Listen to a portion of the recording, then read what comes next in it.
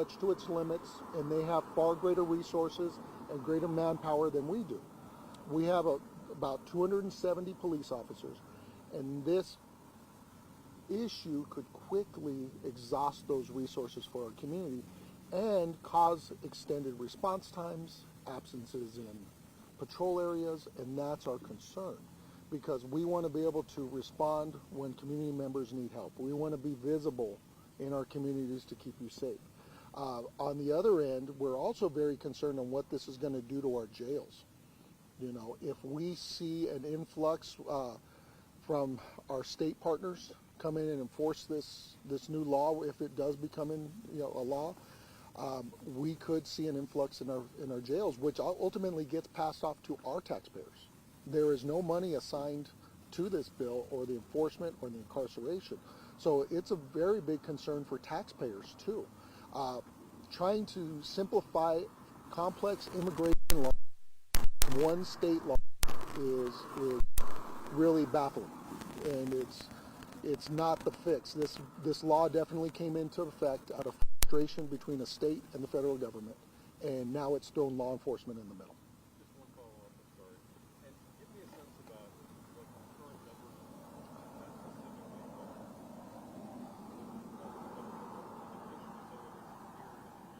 Mm-hmm. Are the jails already full, or give me a sense of where you are? So we can house next door about 1,800 inmates. Downtown we can hold over a little over 1,100. Now downtown is undergoing renovations. So we're closing floors, which limits our capacity because we need to renovate that facility, which we are ongoing.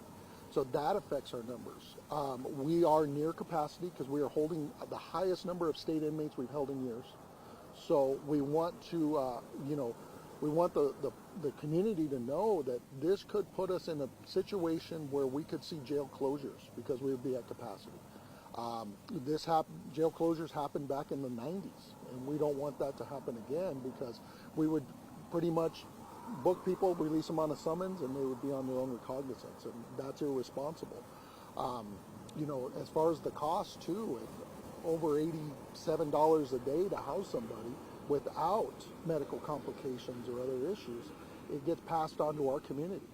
So these are really issues we need to be aware of. And also what it does is we house federal inmates on federal charges on a contract, and we would have to reduce the amount of federal inmates in our custody to accommodate the influx of state inmates. And that's an issue for our community as well, because we are in a very good contract with the federal government to where it does help offset our budget. So that's an issue that we're aware of, the county's aware of, and we're communicating with our county leadership as we speak to make sure we're ready, because we really don't know what it's going to look like.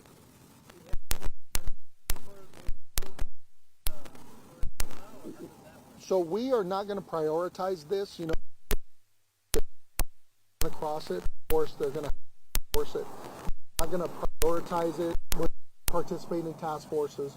We're seek to receive grant funding to bring it to our community. So this is a law that complicates the issue. Really is, you've heard it over and over again, where it's a racial profiling issue as well, and that's our concern. Our department has been very, very fortunate to not have any racial profiling complaints for several years. We want to maintain that standard because that's a trust built with Paso, and El Paso has us. So it's very important that we have that. And, so we've got concerns as well. You mentioned community trust. What do you mean that people may see you guys as another immigration agency and not denounce crimes such as domestic violence? In a border community like El Paso, there's a reluctance to call law enforcement because we don't want the community to feel that your status here is going to cause for deportation or you to be arrested. We want you, if you're a victim of crime, to speak out, hold individuals accountable, hold those that have committed the crimes accountable, and maintain that trust between us and the community. So that's very, very important to us. So, yes, ma'am.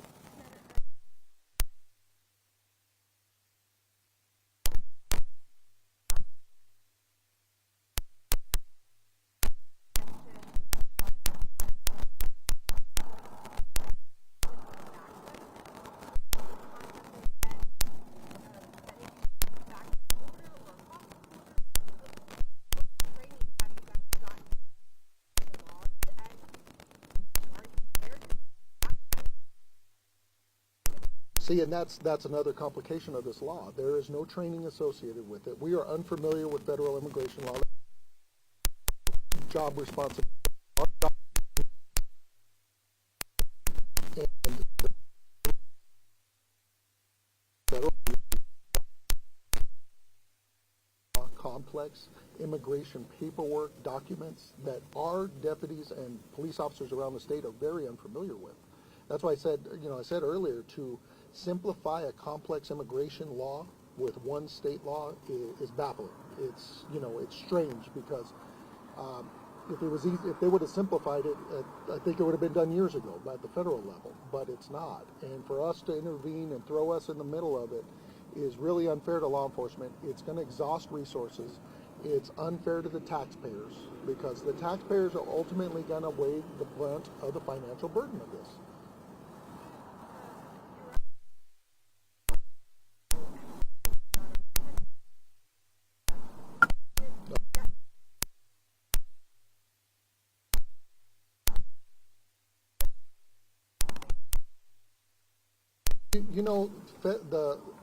There needs to be a bipartisan effort in Washington that comes up with immigration reform that has been discussed over, because now with local enforcement is being asked to do too much, and here we are being asked to do this, and we're unfamiliar with it. It's not something we've ever done before in our careers, and just like I said earlier, immigration documents are complex. They're new. Ability, we could send somebody that's here legally, or even a United States citizen, arresting them, and that's something we're concerned about.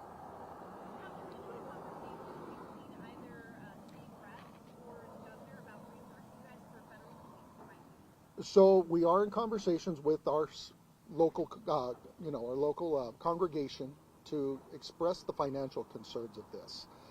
As to where the governor's office will take it, we're not really sure, but we are expressing our financial concerns because, we're already in a very heavily taxed community, and to put this burden on our taxpayers, so we really don't know what it's going to look like. We could end up, with no arrests, but we could end up with 200-300 arrests. We're not sure.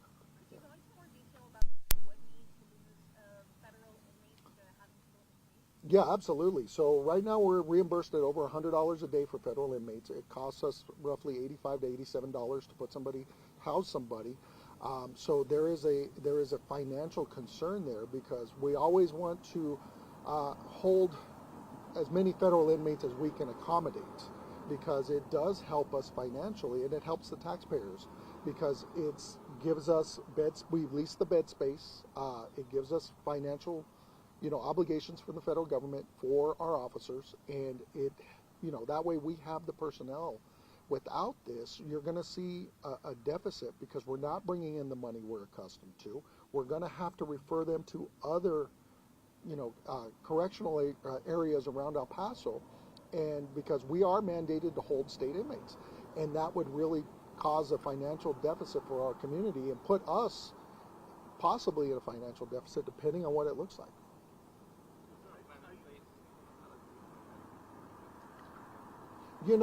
It's just like we said, it's not going to be prioritized. I think, it's unfair for us to tell our officers not to enforce a law. A law is on the books. If they run across it, then of course they're going to have to take action regardless of what the law is. But it's not going to be prioritized, and we're not going to go out and seek federal funds, seek grant funds to target just this law. So we have a plan in place, but we're also going to have to come up with a training plan to prepare our officers if this does come into effect.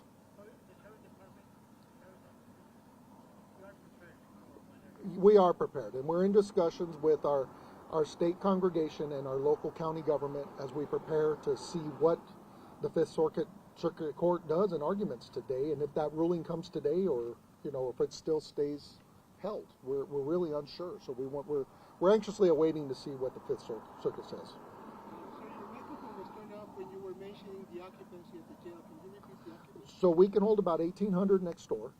We can hold a little over 1,100 downtown. Downtown is undergoing renovation, so we are limited in bed space down there because we close certain floors as we renovate them throughout this process. But we're concerned about bed space.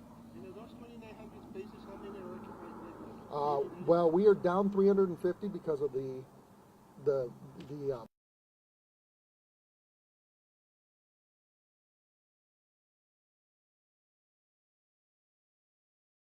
bed space we can't account for.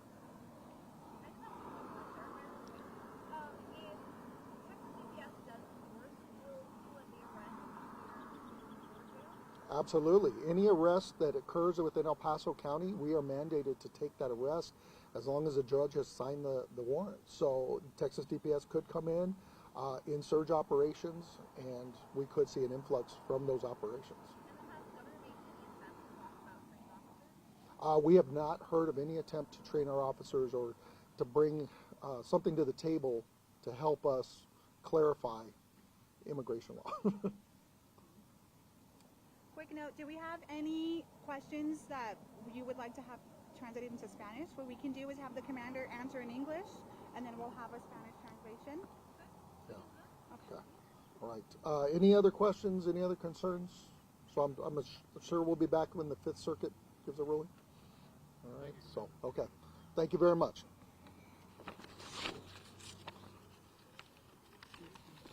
Thank you all for being here.